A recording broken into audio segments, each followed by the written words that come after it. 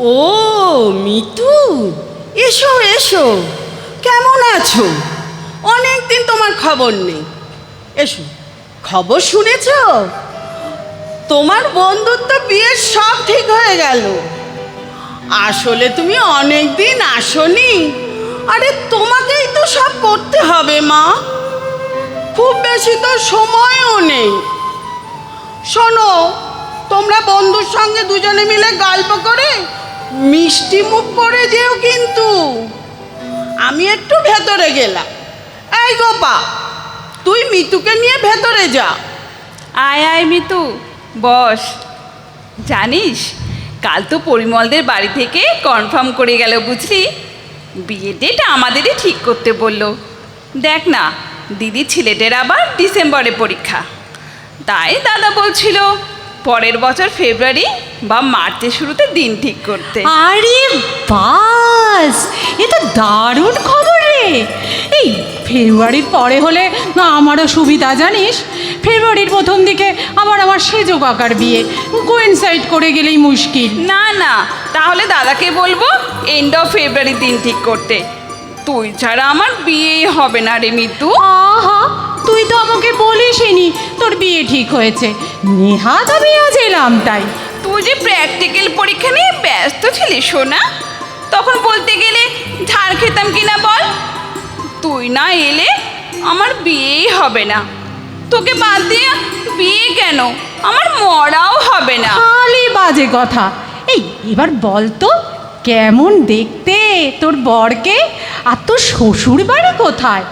আমার সুন্দরী সইকে দেখে, তার গান শুনে কেমন হাল তার? তোর গান শুনে নিশ্চয়ই মুগ্ধ সে। হ্যাঁ রে, পরিমলকে দেখতে একেবারে ভালো নয় রে, বেশ বেঁটে। অবশ্য আমিও খুব একটা লম্বা নই, তার ওপর মুখে বেশ পক্সের দাগ আছে। জানিস, চোখটা মনে হলো যেন টেরা। বাড়িতে মা আর ভাই আছে, ভাইটা আবার হ্যান্ডিক্যাপড। তবে হ্যাঁ, চাকরিটা খুব ভালো করে। এই বয়সে ব্যাংকে খুব বড় একজন অফিসার। দাঁড়া রে, একটু জল খেয়ে নিই। দেখ, চেহারা তো কারো হাতে নেই, তবে ছেলে ভালো হলেই ভালো। তবে তুই তো আবার খুব না কুচু, বরের সঙ্গে পাড়ায় ঢুকবো না, এখানে ওখানে যাব না, এসব আবার বলিস না যেন। তাছাড়া যাদবপুর থেকে বারাসাতে গিয়ে থাকতে পারবি তো? তবে তুই যা আবার অধৈর্য, একটা কথা আবার দুবার বললে খুব বিরক্ত হোস। ছোট দেওরকে ট্যাকেল করতে পারবি তো? মাকে বললাম, জানিস, মা বলল এইটুকু সব মেয়েকেই মানিয়ে নিতে হয়। তাছাড়া ননদ নেই, এটা নাকি আবার বাড়তি অ্যাডভান্টেজ। ও, তাই হবে হয়তো। আমি বাবা এসবের মধ্যে ঢুকছি না এখন। আগে পোস্ট গ্র্যাজুয়েশন শেষ হোক, তারপর একটা রোজগারের ব্যবস্থা, তারপর ভাববো। এখন বিয়ে করা মানে তো বাস তুই কেন ঝাড়ে আয় আমার। এই জাগে জাগে ঠাট্টা করলাম রে, তবে তুই কিন্তু ভেবে চিন্তে ডিসিশন নিস, বুঝলি? বিয়ে তো একবারই হবে, বল। যা, কি যে বলিস। আমাদের ঘরে আবার কবার বিয়ে হয়? আসলে কি জানিস, কাকু ভালো চাকরি করেন, আমাদের তো আর তা নয়। বাবা মানোয়ারি ফার্মের হিসেব রক্ষক, দাদাও প্রাইভেট ফার্মে আছে। তার উপর কয়েক বছর আগে দিদির বিয়ে দিতে গিয়ে অনেক খরচ হয়ে গেছে রে, তাই হয়তো কোনো রকমে দায়মুক্ত হতে চাইছে এরা।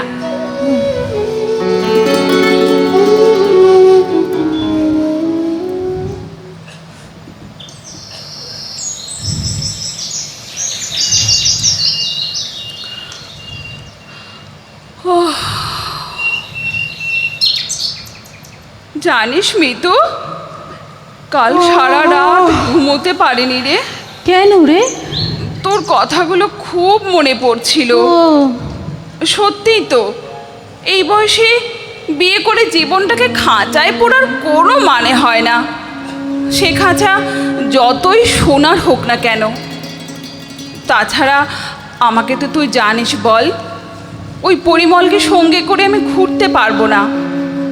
তাই বাড়িতে জানিয়ে দিলাম, জানিস, এ বিয়ে আমি করব না। সবাই খুব শকড, কিন্তু ভেবে দেখলাম এটা তো আমার সারা জীবনের ব্যাপার বল। সে কে রে, একেবারে না বলে দিলি? এই তা ছেলের বাড়িতে জানে? পরিমল, এই পরিমল কে বলছে রে? ও তো খুব পছন্দ ছিল তোকে রে। হ্যাঁ রে, ও খুব মর্মাহত, বারবার জানতে চাইছে ওদের তরফে কোনো ভুল হয়েছে কিনা। ভেবেও দেখতে বলছে আমাকে বারবার। যাকগে, আমি ঠিক করেছি গান নিয়েই এগোবো। তোর মতো পড়াশোনায় তো অত তুখর নই। তা আমরা দুই সই এখনো অনেক দিন একসঙ্গে থাকতে পারবো বল। হ্যাঁ হ্যাঁ, একদম ঠিক বলেছিস।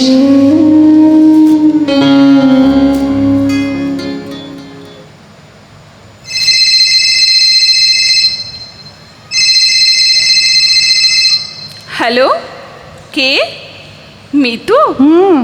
কি ব্যাপার রে? মা বললো তুই নাকি দুবার ফোন করেছিস।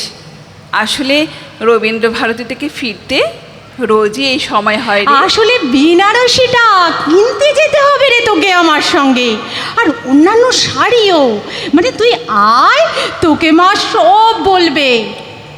বেনারসি? হ্যাঁ। তোর বিয়ে? হ্যাঁ রে। তুই যে বলতিস চাকরি করবি, আরো পড়াশোনা করবি। না রে, মানে হঠাৎ সম্বন্ধটা এসে গেল, আর ওই কাকার বিয়েতে দেখেই ওদের আমাকে খুব পছন্দ হয়ে গেছে জানিস। আর ছেলেটাকেও দেখতে খুব ভালো, নিজেদের বাড়ি আছে, গাড়িও আছে মনে হয়। আরামেই থাকতে পারবো বল। তাই বাবা মার হাতে লক্ষ্মী পায়ে ঠেলতে চাইছে না, বুঝলি? ও তাই?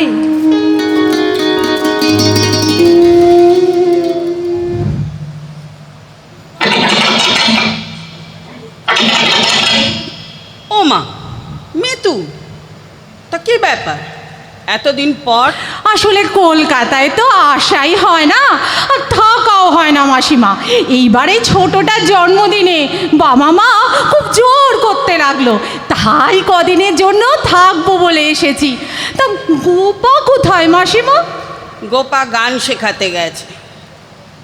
এ কি, তোমার হাতে রক্ত কেন?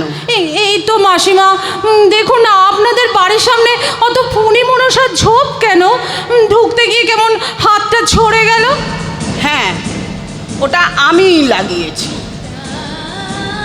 তোমার মনে আছে গোপাটার অত ভালো সম্বন্ধ হ্যাঁ, এসেছিল পরিমলের সঙ্গে? একটুও দাবি ছিল না তাদের, সব ঠিকও হয়ে গিয়েছিল।